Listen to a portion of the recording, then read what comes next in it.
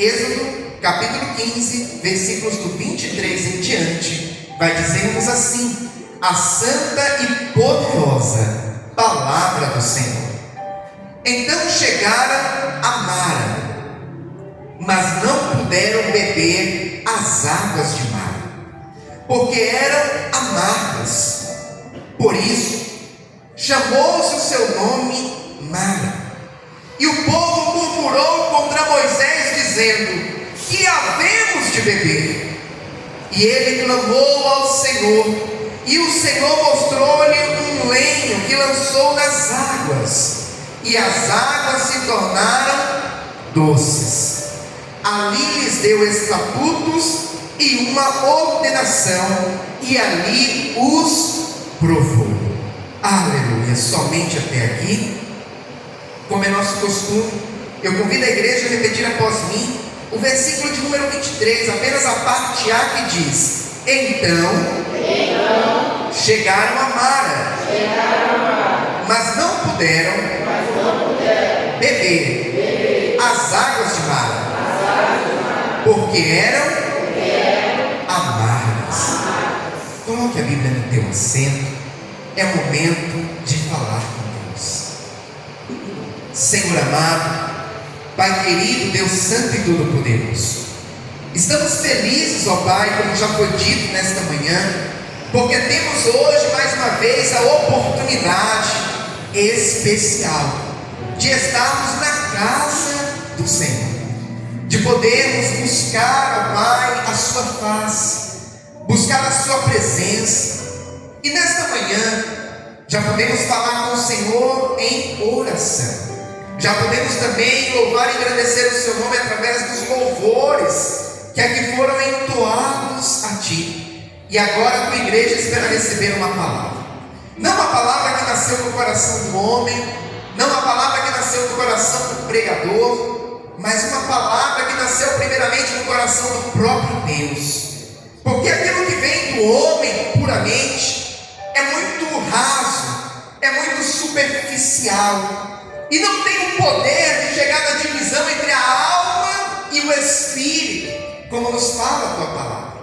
No entanto, aquilo que vem da parte do Senhor, aquilo que nasceu no teu coração, ó Pai, que é direcionado ao coração da tua igreja, essa palavra sim, ela é poderosa, ela é transformadora, e ela é eficaz, porque ela vai da divisão entre a alma e o espírito, e faz aquilo que o homem não pode fazer, que os remédios não podem fazer. Verdadeiramente transforma a vida do ser humano. Por essa razão nós lhe pedimos, ó Pai, que o Senhor venha agora abrir os nossos ouvidos espirituais, abrir, ó Pai, o nosso entendimento, para que nós possamos não apenas ouvir, mas entender a mensagem que o Senhor tem preparado a cada um de nós, e que esta palavra seja como um alimento para a nossa alma, que esta palavra seja como um combustível para a nossa fé, que esta palavra, Pai, seja como uma bússola que vai nos apontar o norte, vai nos mostrar, ó Pai, o caminho da sua vontade, que é boa, perfeita e agradável. Nesse momento, ó Pai, eu me coloco diante de Ti, como um simples servo que sou, e lhe peço, usa-me, ó Pai, como instrumento em Suas mãos, para pregoar a santa e poderosa palavra do Senhor. É o que nós lhe pedimos, e desde já lhe agradecemos, ó Pai, em nome do Senhor Jesus. Amém, e graças a Deus. Agora eu te convido a dar a mais forte salva de palmas ao Senhor Jesus. Aleluia! A Ele a honra, a Ele a glória, a Ele o louvor, a Ele toda a exaltação. Aleluia!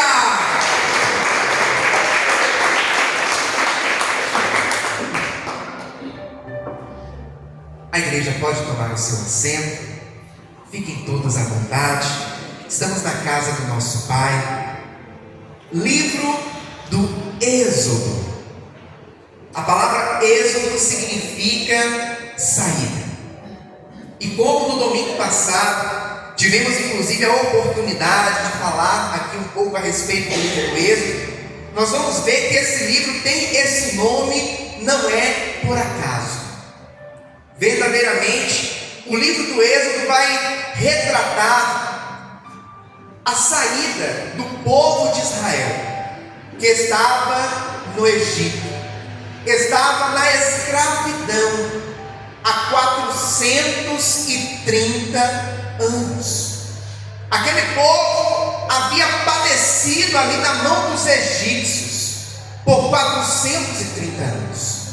No entanto, diante a esse momento de angústia, de aflição, a nação de Israel começa a clamar a Deus, começa a suplicar ao Senhor por socorro. E eu quero te dizer nesta manhã que nós servimos a um Deus vivo. Pastor, eu sei que o nosso Deus é um Deus vivo, mas o que o Senhor quer dizer com isso? Por Ele ser um Deus vivo e verdadeiro, Ele nos ouve. Por Ele ser um Deus vivo e verdadeiro, Ele fala conosco. Por Ele ser um Deus vivo e verdadeiro, Ele opera em nossa vida. E a nação de Israel clama ao Senhor por socorro. E a Bíblia vai nos contar que Deus ouviu atentamente ao clamor do seu povo. Então, meu irmão e minha irmã, eu abro parênteses para te dizer: se talvez você pensa que ninguém te ouve, que ninguém se importa, quando muitas das vezes você está precisando de auxílio, quando você precisa de um ombro amigo, quando você precisa de uma palavra, eu venho te dizer nesta manhã que o homem pode até te desamparar em algum momento, mas Deus jamais te desampara. Deus, Ele ouve atentamente a nossa oração, o nosso clamor, principalmente quando se trata de um clamor que nós fazemos com a nossa alma, quando nós clamamos a Deus de todo o nosso coração. A Bíblia vai nos falar: buscar-me-eis e me achareis, quando me buscardes de todo o vosso coração. Quando nós clamamos ao Senhor com o nosso coração, eu não digo aquele clamor da boca para fora, que na verdade nem se pode chamar de clamor. O clamor verdadeiro é algo que vem do mais profundo da nossa alma. É um grito por socorro, é um pedido de ajuda. Sabe uma pessoa quando está em meio a uma situação de risco, de perigo, o que ela grita? Socorro! É um pedido de ajuda eminente. Quando nós clamamos a Deus por socorro, pode ter certeza que Ele nos ouve. E Ele não apenas nos ouve, mas Ele também se move em nosso favor. Ele faz com que coisas extraordinárias aconteçam em nossas vidas. A Bíblia vai nos falar que o povo de Israel clamou ao Senhor, e Deus envia Moisés, que foi usado por Ele como o libertador da nação de Israel, aquele que chegou no Egito, enviado por Deus. E ali Deus manda as pragas sobre o Egito. Após a 10ª praga, que é a morte de todo primogênito na terra do Egito, a Bíblia vai nos contar que a nação de Israel sai do Egito. Faraó se rende diante do poder de Deus e deixa que o povo de Israel vá embora. Eu digo se rende diante do poder de Deus porque dentro da cultura e da religião egípcia, o faraó não era apenas o rei. O faraó era como se fosse um deus. Ele se auto-intitulava como o Horus vivo, um Deus vivo na terra.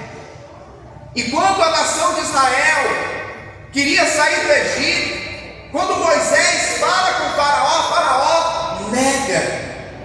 E eu imagino ele pensando: que Deus é esse que quer mandar em mim, eu que sou o Deus da terra? No entanto, Deus mostrou para ele que não há Deus como o nosso Deus. Na verdade, não há outro como Ele, aleluia. Não há outro que chegue perto de quem Ele é. Ele é o único Deus vivo, verdadeiro, aleluia. Criador dos céus e da terra, e de tudo que nela há, louvado seja Deus. Depois da 10ª praga, Faraó se rende diante do poder de Deus e permite que a nação de Israel vá embora. Eu imagino a alegria da nação de Israel, daquele povo, mais de 1 milhão de pessoas. Eu não estou falando de uma população de 30 mil pessoas, 50 mil pessoas, era mais de 1 milhão de pessoas. Eu imagino o povo com um sorriso de orelha a orelha, agora saindo da escravidão e indo em direção à liberdade, aleluia. No entanto, nós conhecemos a história. Domingo passado falamos um pouco a respeito disso. Quando eles chegam ali em Pi-Hahirote, Faraó decide ir no encalço deles para trazê-los de volta, para levá-los novamente como escravos para o Egito. A nação de Israel saiu do Egito não apenas com a liberdade, mas saiu do Egito também com os tesouros do Egito. E eu imagino o Faraó pensando assim: eu perdi os meus escravos e eles ainda estão levando os nossos tesouros. E ele pensou: não posso deixar esse povo ir embora. Reuniu seu exército e voltou, e foi no encalço para trazer de volta a nação de Israel. Chegou em um momento em que a nação de Israel ficou em um beco sem saída. Pi-Hahirote significa beco sem saída. Diante deles, o mar vermelho. À direita, à esquerda, montanhas. E atrás, Faraó vindo no encalço deles, com seu exército, com seus cavalos, com os carros, todos muito bem armados, para trazer a todo custo de volta o povo de Deus. No entanto, aquele que começou a boa obra é fiel e justo para cumprir. Deus não havia tirado a nação de Israel da escravidão do Egito, para novamente se tornarem escravos quando chegassem em Pi-Hahirote. A palavra do Senhor vai nos mostrar que ali Deus dá uma ordem para Moisés: pegue o cajado, Moisés, e toca nas águas. E a palavra do Senhor vai nos mostrar que ali Deus fez um grande mover sobrenatural. As águas do Mar Vermelho se abriram. A Bíblia vai dizer que veio um vento do Oriente e soprou sobre o mar. E a nação de Israel pôde ver diante dos seus olhos 2 paredões de água, um à sua esquerda, outro à sua direita. E o povo de Deus pode passar pelo meio daqueles 2 paredões de água em terra seca.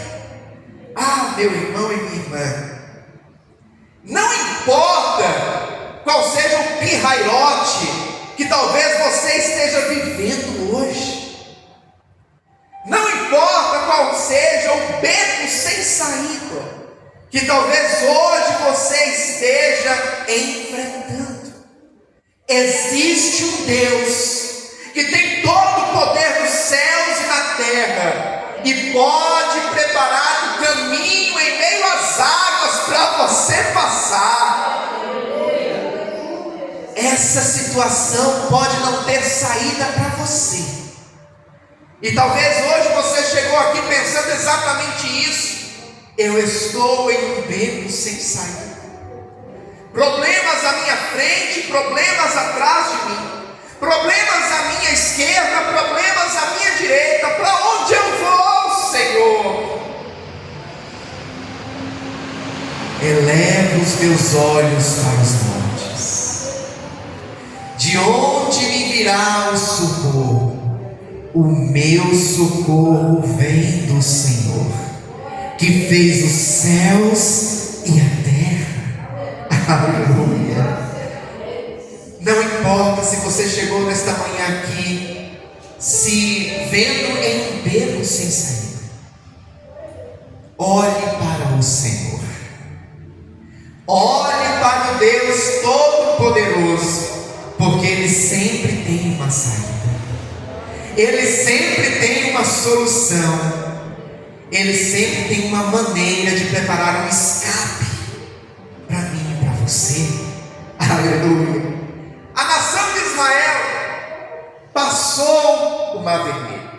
Nós conhecemos a história, sabemos que Faraó e o seu exército foi atrás deles, também passando pelo mesmo caminho. Mas depois que a última pessoa do povo de Deus havia saído ali de onde passava o Mar Vermelho, a Bíblia vai nos falar que Deus mais uma vez pede a Moisés para pegar o seu cajado e estender. E ali as águas elas voltam ao seu curso natural.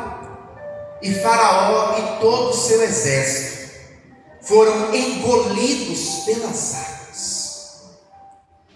Como, inclusive, Deus na boca de Moisés havia dito, assim aconteceu.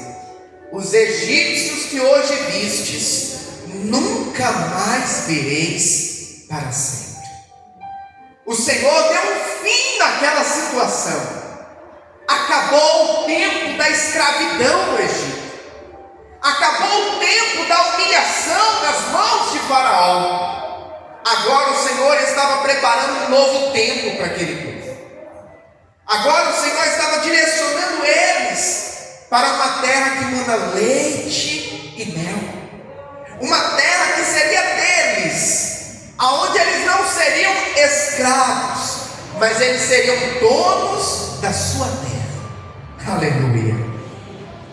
A Bíblia vai nos falar que depois da travessia do Mar Vermelho, quando nós inclusive lemos o capítulo de número 15, nós vamos ver que tem um cântico de Moisés celebrando ao Senhor pelos grandes feitos, pelo que Deus havia operado na vida dele e do povo. Tem também aquela parte que fala a respeito de Miriam e as mulheres que dançaram ali, se alegrando na presença do Senhor, pelo livramento, pelo escape que Deus havia dado para eles. No entanto, depois desse momento, a nação de Israel continuou a sua caminhada, porque eles tinham uma peregrinação pela frente. E quando chegou ao terceiro dia que eles estavam caminhando no deserto, a Bíblia vai nos falar que a água acabou. O povo começou a sentir sede. Eles estavam ali na região de Sur, no deserto de Sur, e não havia o que beber. Eles precisavam de água. Mas então eles continuaram caminhando, até que eles chegaram em um lugar onde eles encontraram água. Eu imagino a alegria novamente do povo. Encontramos água! Vamos saciar a nossa sede! No entanto, quando o primeiro deles coloca a mão nas águas e traz até a sua boca, eles vão ver que aquelas águas eram amargas. Aquelas águas não eram boas para beber. Não era água potável, eram águas amargas. E diante dessa situação, o povo começou a murmurar contra Moisés, dizendo: Moisés, e agora? O que vamos beber, Moisés?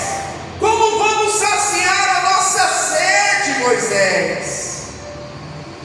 Ah, meu irmão e minha irmã, existem momentos na vida que nós passamos por situações amargas, situações de aflição. Aquele lugar onde eles estavam e que tinham aquelas águas amargas, o nome dele era Mara. E a palavra Mara no hebraico, trazendo para a tradução do hebraico, nós vamos ver que vai significar amargura ou aflição. E talvez você tenha vivido tempos na sua vida de amargura, de aflição. Imagine beber algo amargo, é ruim, né? Quando eu estou com dor de cabeça, pastor sente dor de cabeça também? Sente? É ser humano, sente dor de cabeça, tem dor de barriga, tudo normal. Quando eu sinto dor de cabeça, eu tomo dipirona, eu me dou muito bem com a dipirona. Ela é amarga, é difícil de descer ali a dipirona, e eu tomo aquela em gotas, não é de comprimido, porque em gotas o efeito parece que é mais rápido, né, Medilene? Eu tomo em gotas, então a bicha desce ali, ó, travando, como a gente fala. É ruim, é difícil, incomoda. E muitas das vezes na vida nós passamos por situações que são literalmente situações amargas, difíceis de passar, difíceis de lidar, difíceis de conviver com aquela situação. São aflições que trazem dor, que nos machucam por dentro. A palavra do Senhor nos fala que a nação de Israel ali com sede chegou naquele lugar onde as águas eram amargas. E quando eles perceberam que as águas que ali estavam para eles beberem eram amargas, a Bíblia vai dizer que eles começam a murmurar contra Moisés. E aqui eu abro um parênteses para dizer algo importante para a igreja do Senhor. Nós temos que tomar muito cuidado para que as situações da vida, situações de amargura, situações de aflição, não venha fazer com que nós nos tornemos murmuradores. Porque a nossa carne, diante de uma situação que contraria as nossas expectativas, a tendência da nossa carne é murmurar. É tão ruim quando nós criamos uma expectativa sobre algo, e aquela expectativa que nós criamos, ela não se torna realidade. Eu acredito que todos aqui já passaram por isso. É o que nós chamamos também de frustração. Pastor, o que é uma frustração? É quando você espera algo muito bom de uma determinada situação, só que aquilo que você esperava ser muito bom não se concretiza da maneira como você espera. E você se frustra com aquilo. Você se decepciona com aquilo. Lendo a Bíblia Sagrada, eu vejo o povo de Israel dessa maneira, frustrado. Porque quando eles viram as águas, imagina você há 3 dias caminhando no deserto. A nação de Israel levou o suprimento de água consigo. Mas nós estamos falando de 1 milhão de pessoas. Chegou uma hora que a água acabou.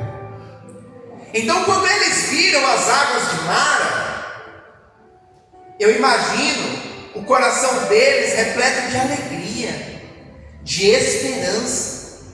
Criou-se uma expectativa na mente deles: nós vamos saciar a nossa sede.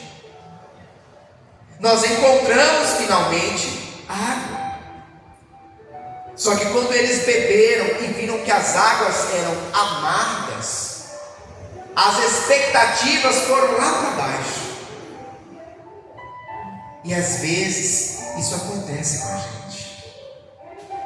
Algo que pensávamos que daria muito certo, que tinha tudo para ser um sucesso, e de repente não saiu nada como planejado. Isso me faz lembrar até mesmo do que aconteceu lá no Novo Testamento. Pastor, o senhor está indo de Êxodo para o Novo Testamento? Sim. Quando Pedro tem uma noite de trabalho frustrada, a Bíblia vai falar que ele tentou na realidade, pescar a noite inteira. Porque a noite é o melhor horário para se pescar. E ele tentou a noite inteira. No entanto, não conseguiu pescar um peixe sequer. Eu imagino Pedro frustrado, decepcionado. Porque quem sai para trabalhar com a expectativa de trazer para sua casa no final do dia os frutos do seu trabalho. É preciso ter uma recompensa para o seu trabalho. No entanto, isso não havia acontecido com Pedro. E quando chegou de manhã, que ele estava lavando as redes após aquela noite de trabalho frustrada, a palavra do Senhor vai nos falar que Jesus diz para ele: lança novamente as redes. Lança novamente as redes aonde você se frustrou, aonde você se decepcionou, aonde deu errado da última vez. E aqui eu entro num âmbito importante de nós tocarmos. É difícil tentar novamente, né? Quando da última vez não deu certo, quando na última tentativa foi um fracasso. É como se a nossa mente ela criasse um bloqueio de tentar novamente, pelo medo de se frustrar mais uma vez. No entanto, naquele dia, era o próprio Senhor Jesus que estava dizendo: lança novamente as redes, Pedro. E Pedro fala: Senhor, sobre a tua palavra. Como se Pedro estivesse dizendo assim: olha, Senhor, eu trabalhei a noite inteira, não deu certo, mas como é o Senhor que está mandando, eu vou tentar, eu vou lançar novamente as redes. E a palavra do Senhor vai nos falar que Pedro fez ali uma grande pesca. O barco quase que afundou de tanto peixe que ele pegou. A nação de Israel havia se frustrado. E a frustração muitas das vezes gera dentro de nós o desejo de reclamar, de murmurar, como alguns falam, de esbravejar. E a nação de Israel vai murmurar para quem? Para Moisés. Foi Moisés que foi usado por Deus para trazê-los do Egito e agora estarem no deserto. E eles chegam para Moisés: Moisés, e agora?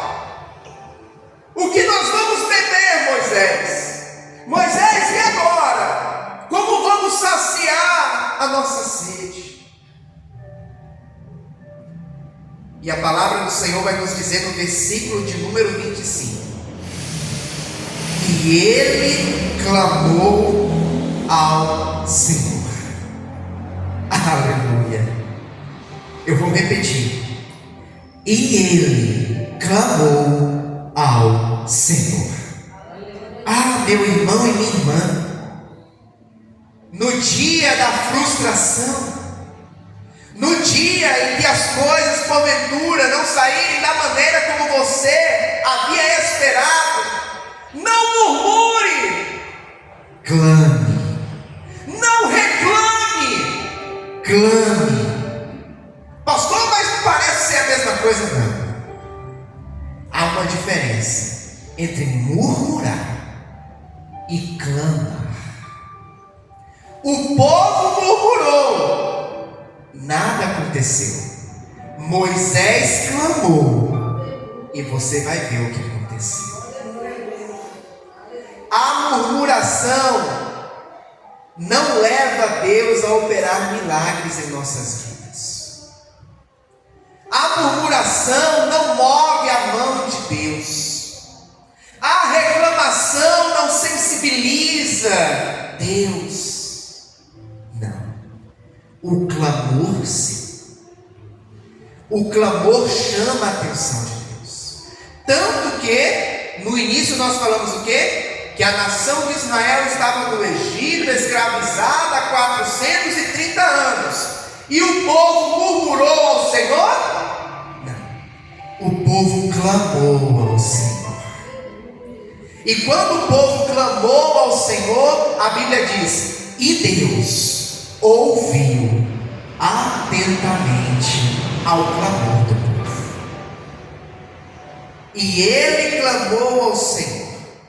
E o Senhor mostrou-lhe um lenho, ou um arbusto, que lançou nas águas, e as águas se tornaram doces. Aleluia! Moisés clamou a Deus, e Deus deu a direção para Moisés. Deus mostrou para Moisés o que precisaria ser feito. Aleluia! Ah, meu irmão e minha irmã, da minha e da tua boca não deve sair murmuração, mas deve sair um verdadeiro clamor a Deus. Deve sair um verdadeiro clamor ao Senhor, que venha do profundo da nossa alma. Porque quando nós clamamos a Deus, Deus se atenta à nossa súplica. Deus se atenta ao nosso pedido. Moisés clamou ao Senhor, e o Senhor mostrou-lhe um lenho. Pastor, foi Moisés da sua cabeça mesmo que foi lá e pegou esse lenho, pegou esse arbusto para lançar nas águas? Não. Deus lhe mostrou. Deus lhe deu a direção.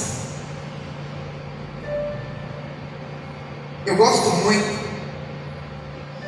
quando lá no livro de Provérbios a palavra do Senhor vai dizer assim: se o Senhor não edificar a casa, em vão trabalham os que edificam. Se o Senhor não guardar a cidade, em vão vigia o sentinela. Indo mais uma vez para o Novo Testamento, Jesus certa vez disse assim: sem mim nada podeis fazer. Quando nós tentamos com a nossa força, com a força do nosso braço, com o nosso entendimento, com a nossa capacidade humana, achamos que podemos, dificilmente dá certo. Existem muitas pessoas tentando com a força do seu braço. Existem muitas pessoas tentando com a sua capacidade. Não, eu sou inteligente, eu vou encontrar uma saída para isso. E nesta manhã, o Senhor está nos dizendo: confie em mim, confie em Deus. Peça ajuda para Deus. Peça socorro a Deus. Não tente sozinho, porque você não vai conseguir. Sem Ele, nada nós podemos fazer. Deus mostrou para Moisés o lenho, como a Bíblia fala, ou o arbusto, ou o graveto, enfim, a madeira. E a Bíblia vai nos falar que Moisés pegou e na direção de Deus lançou nas águas que eram amargas. E aqui eu abro um parênteses para dizer algo importante também para a igreja do Senhor. Sem Deus nós não podemos fazer nada. No entanto, existem coisas que cabe a nós fazermos. Deus deu a direção para Moisés, e na direção que Deus deu para Moisés, Moisés precisaria ir lá, pegar o arbusto, pegar o lenho, ir até as águas de Mara e lançar dentro das águas. Deus, Ele conta que eu e você vamos fazer a nossa parte. Existem muitas pessoas que, ao inverso daquelas também, que dizem assim: eu posso, eu consigo, eu sou inteligente, eu vou encontrar um meio. Existem aquelas também que, no sentido inverso, pensam assim: eu vou ficar sentado, esperando, porque Deus vai fazer com que caia do céu. Deus vai fazer com que aconteça, e eu vou sair dessa situação. Não é nem uma coisa e nem outra. É necessário que nós venhamos clamar a Deus, é necessário que nós venhamos receber a direção de Deus, mas é necessário que nós venhamos executar aquilo que Deus nos direciona. É necessário que nós venhamos fazer aquilo que cabe a nós fazermos. Deus falou com Moisés para usar as suas mãos, pegar o lenho e lançá-lo nas águas de Mara. E a palavra do Senhor vai nos falar que quando assim Ele fez, as águas que eram amargas se tornaram doces. As águas que não eram boas para beber se tornou em água potável, águas saudáveis. Aleluia! O Deus que nós servimos, Ele é especialista em transformar situações, em mudar cenários. Aqui, o Senhor fez com que as águas amargas se tornassem água doce. No Novo Testamento, nós vamos ver que o primeiro milagre que Cristo operou, que está registrado na Bíblia Sagrada, foi em um casamento, nas bodas de Caná. E ali Ele transformou água em vinho. Se tem uma coisa que eu tenho aprendido na caminhada com Cristo, é que o nosso Deus, Ele é especialista em transformação. E quando eu digo transformação, eu me refiro à transformação primeiramente nossa. Eu tenho certeza que todos aqui que já aceitaram a Cristo e que hoje vivem uma nova vida em Cristo Jesus, já provaram dessa transformação. Porque o Espírito Santo de Deus é aquele que vai nos moldando, vai nos convencendo do pecado. O Senhor, através da sua palavra, vai também nos lapidando. E eu tenho certeza que hoje você não é mais quem era antes de ter aceitado a Cristo. O Senhor é aquele que pode fazer coração de pedra se tornar em coração de carne. E todas as vezes que eu falo de transformação e transformação de pessoas, O Espírito Santo de Deus sempre me lembra de Paulo, que outrora Saulo, como era chamado, perseguidor ávido do Evangelho. Aquele homem perseguia cristãos, mandava prender, torturar, e alguns até morreram por conta da perseguição de Paulo, como é o caso de Estevão. No entanto, quando aquele homem teve um encontro com Cristo, na estrada de Damasco, quando Jesus diz para ele: Saulo, Saulo, por que me persegues? Aquele homem teve a sua vida transformada. E quem mandava outrora prender, quem mandava outrora perseguir, torturar cristãos, agora era o que estava pregando o Evangelho de Cristo, falando do amor de Deus, ganhando almas para Cristo Jesus, porque o Senhor tem esse poder de transformar a vida do homem. Aleluia! É por isso que a igreja tem muitos pastor, como assim? Ex-mentiroso, ex-adúltero, ex-enganador. Aí eu vou um pouco além: ex-ladrão, ex-assassino. Pastor, tem. Jesus transforma. E mais uma prova dessa transformação, quando Jesus estava na cruz, e ali haviam outros 2 homens ao lado dele.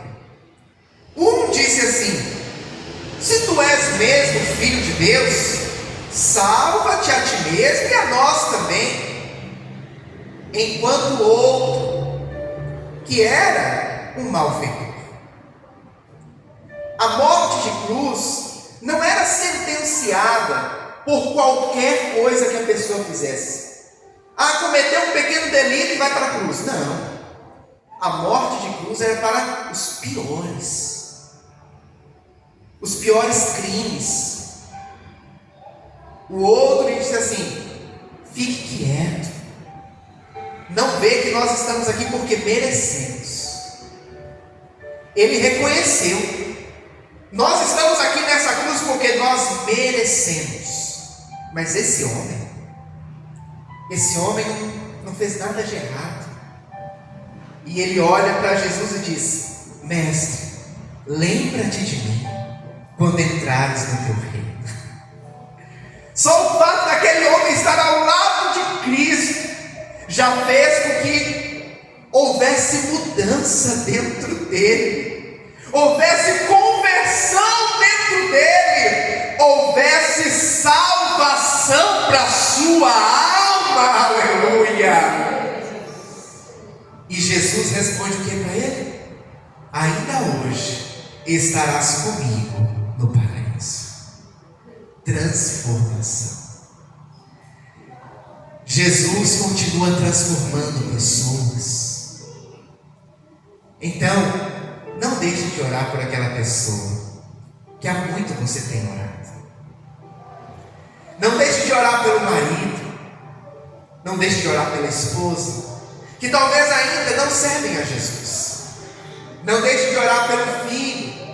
Não deixe de orar pelos netos e sobrinhos, que talvez você até pensou assim: eu acho que eu vou parar de orar por ele, eu vou parar de orar por ela, essa pessoa não tem jeito. Calma, pode não ter jeito para você, para Jesus tem. A gente tem um ditado que fala, né? Pau que nasce torto nunca se endireita. Alguns dizem isso, né? Isso pode se aplicar para o homem, o ser humano natural. Para Deus não.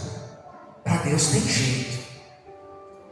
Mesmo para aquele pior pecador que a sociedade excluiu, que a sociedade rejeitou e que a sociedade sentenciou ele à morte,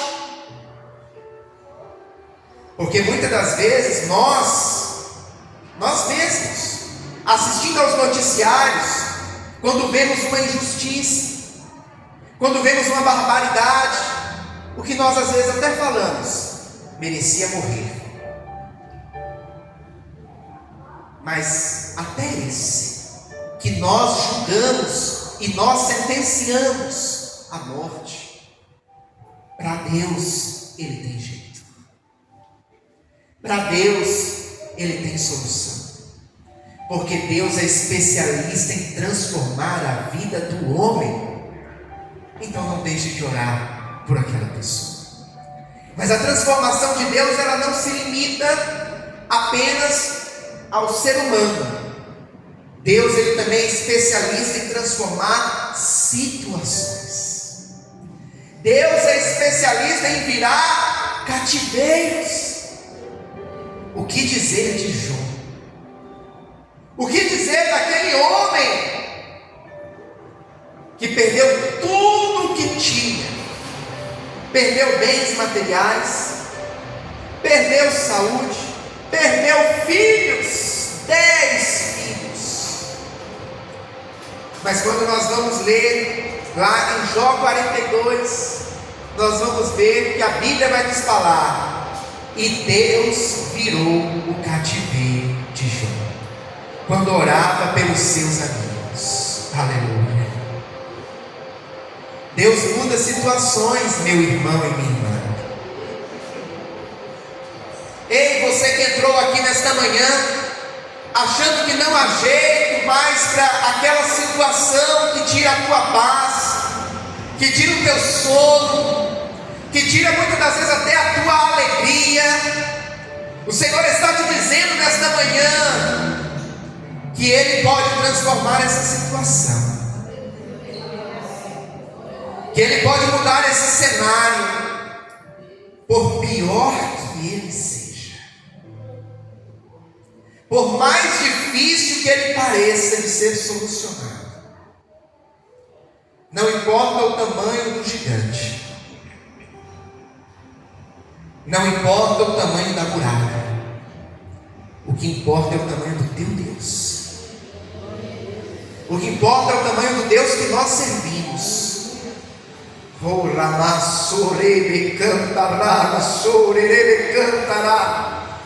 E Ele é maior do que qualquer gigante, do que qualquer muralha, do que qualquer situação. Ele pode dar um basta nessa situação. Não tente sozinho. Pare de querer fazer com a força do seu braço e clame ao Senhor. Peça a Deus que te socorra em meio a essa situação. Entregue ela nas mãos de Deus e você vai ver o que vai acontecer na tua vida, em nome de Jesus. Aleluia. O Senhor tem uma palavra muito clara, meu irmão e minha irmã, para mim e para você nesta manhã. Tem uma palavra muito nítida para nós. O Senhor pode transformar toda e qualquer situação. Então clame a Ele em meio à tua adversidade. Clame a Ele em meio a esse momento de amargura, em meio a esse momento de dor. E entregue nas mãos dele o teu problema, e você vai viver milagres em nome de Jesus.